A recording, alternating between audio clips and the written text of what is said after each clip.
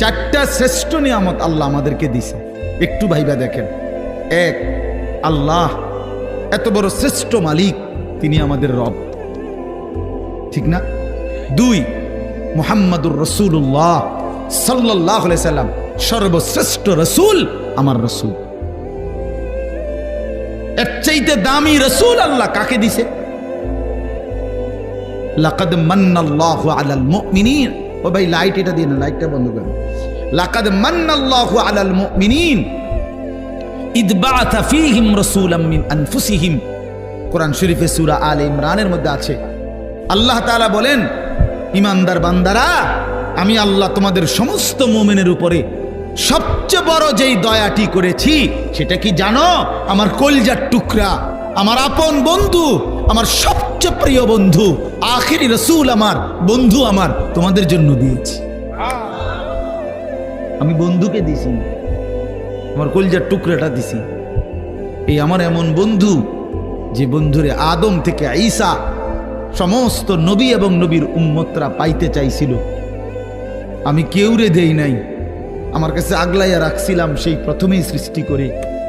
কিন্তু শেষ পর্যন্ত তোমরা আমার আখিরি বান্দা, তোমাদেরকে দিয়েই দিলাম, তোমাদেরকে দিয়েই দিলাম, তোমাদেরকে দিয়েই দিলাম। বন্ধু যখন কাঁদে আমি তখনও দেখছি, তায়েফে যখন পাথরের আঘাতে রক্তাক্ত তখন তো আমি ছিলাম, দান দান শহীদ হয়ে যখন বেহুশ হয়ে গর্তে পড়েছিল উহুদের ময়দানে, আল্লাহ বলে, বান্দা আমি তখন ছিলাম, আমার মায়াও ছিল।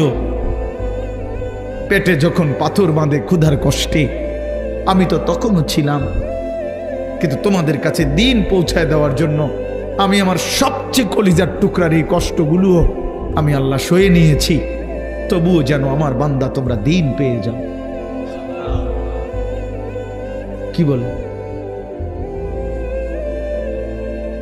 এত কিছু আল্লাহ তাআলা আমাদেরকে এত বড় শ্রেষ্ঠতম রাসূল দান করলেন, কেন আমরা হেরে গেলাম?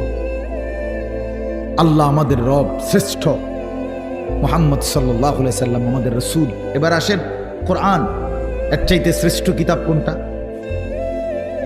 বলেন না বাফ, এর চাইতে দামি বই কোনটা? সারা পৃথিবীর সমস্ত জেনারেল, এই স্কুল কলেজ ইউনিভার্সিটি, সারা পৃথিবীর সমস্ত বইয়ের পড়া একত্র করলেও তো আল্লাহর কসম আলহামদুলিল্লাহি রাব্বিল আলামিনের আলহামদুর সমপরিমাণ মর্যাদাও হবে না,